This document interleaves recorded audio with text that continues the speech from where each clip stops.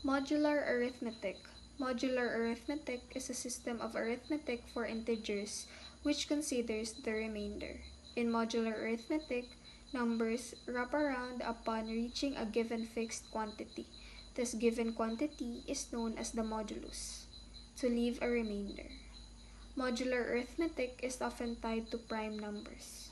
For instance, in Wilson's theorem, Lucas' theorem, and Hensel's lemma, and generally appears in fields like cryptography, computer science, and computer algebra. An intuitive usage of modular arithmetic is within a 12-hour clock. If it is now 10 o'clock, then in 5 hours the clock will show 3 o'clock instead of 15. 3 is the remainder of 15 with a modulus of 12. Congruence, given an integer n greater than 1 called a modulus. Two integers a and b are said to be a congruent modulo n if n is a divisor of their difference. If there is an integer k such that a minus b is equal to kn. Congruence modulo n is congruence relation, meaning that it is an equivalence relation that is compatible with operations of addition, subtraction, and multiplication. Congruence modulo n is denoted as a is equal to b mod n. The parentheses mean that mod n applies to the entire equation, not just to the right-hand side. This notation is not to be confused with the notation b mod n without parentheses, which refers to the modulo operation. The congruence relation may be written as a is equal to kn plus b, explicitly showing its relationship with Euclidean division. However, the b here need not to be the remainder of the division of a by n. Instead, what the statement a is equal to b mod n asserts is that a and b have the same remainder when divided by n. That is, a is equal to pn plus r, b is equal to qn plus r. Subtracting these two expressions, we recover the previous relation, a minus b is equal to kr, by setting k is equal to p minus q.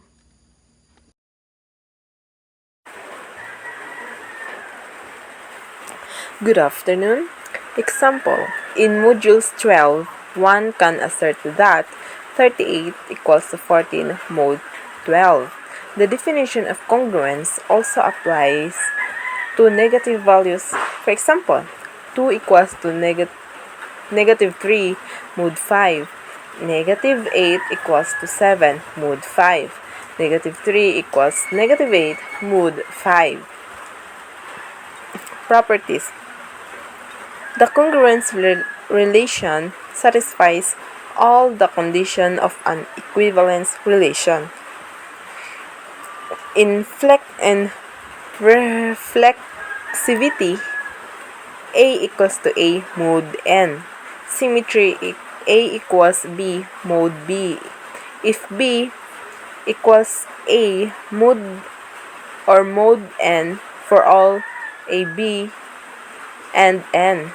Transitivity, if A equals to B mod N and B C mod N, then A equals to C mod N. If A equals to B plus K mod N, for any integer, K compatibility with relation. K A equals to KB mod N for any integer, K compatibility with scaling. For cancellation of common terms, we have the following rules. If A plus K, B plus K, where is any integer, then A, B mod N. If K, A equals KB and is comprime with N, then A equals B. Multiplicative inverse A x equals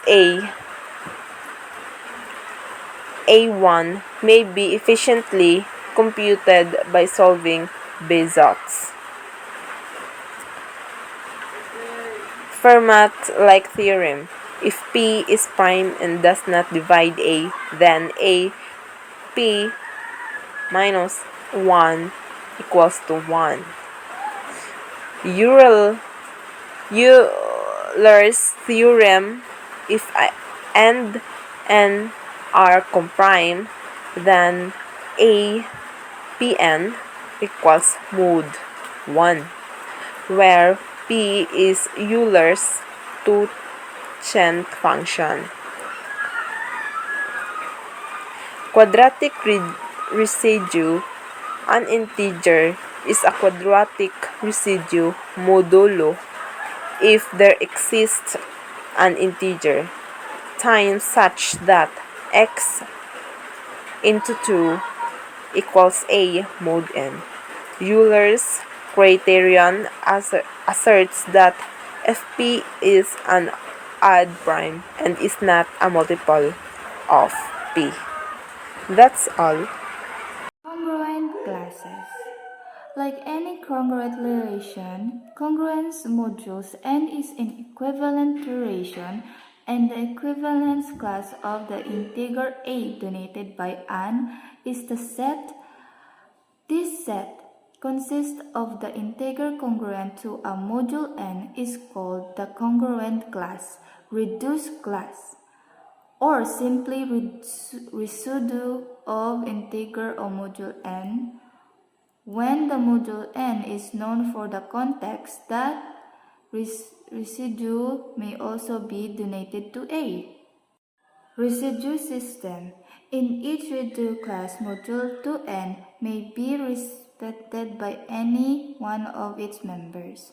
Although we usually repeated each residue class by a smallest non-negative integer which belongs to that class.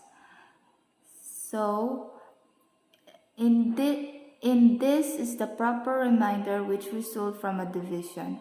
In any member of different reduced classes, module 2n are included to module n. Furthermore, every integer belongs to one and only one reduced class to module n.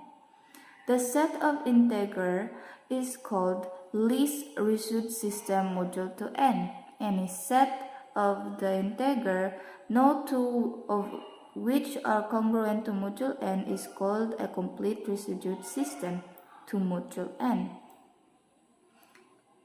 The least reduced system is complete reduced, and complete reduced system is simply a set containing process is a representative of each reduced class to module n. For example, the least reduced system to module 4 is 0, 0, 1, 2, 3. Some other complete reduced system to module 4 include 1, 2, 3, 4, or 13, 14, 15, 16, or to negative 2, negative 1, 0, and 1. 13, negative 13, 14, 4, 7, 18. To negative 5, 0, 6, 21. 27, 32, 37, 42. Some sets which are not completed reduced to system to module 4 are reduced residue system. Given the Euler's tangent function, any set of n integers that are relatively prime to n and mutually incongruent under modulus n is called a reduced residue system. Theoretical mathematics, modular arithmetic is the one of foundation of number theory, touching on almost every aspect of its study. It was also used extensively in a group theory, ring theory, and abstract algebra. A very practical application is to calculate checksum within serial number identifier. For example, International Standard Book Number or ISBN used through Modulo 11 for 10-digit ISBN or Modulo 10 for 13-digit. Arithmetic for error detection. Cryptography modular arithmetic directly underpins public key systems such as RSA and Diffie-Hellman and provides finite fields which underlies elliptic curves, and its use in a variety of symmetric K algorithms, including advanced encryption standard or ASE. In computer algebra, modular arithmetic is commonly used to limit size of integer coefficient in intermediate calculation and data. It is use of polynomial factorization, a problem for which all knows efficient algorithm use modular arithmetic. In computer science, modular arithmetic is often applied in bitwise operation and other operations involving fixed width cycling data structure. The modular operation is implemented in many programming language and calculation. An application of modular arithmetic that is often used in this context, the logical operation XOR sums 2 bits of modulo 2.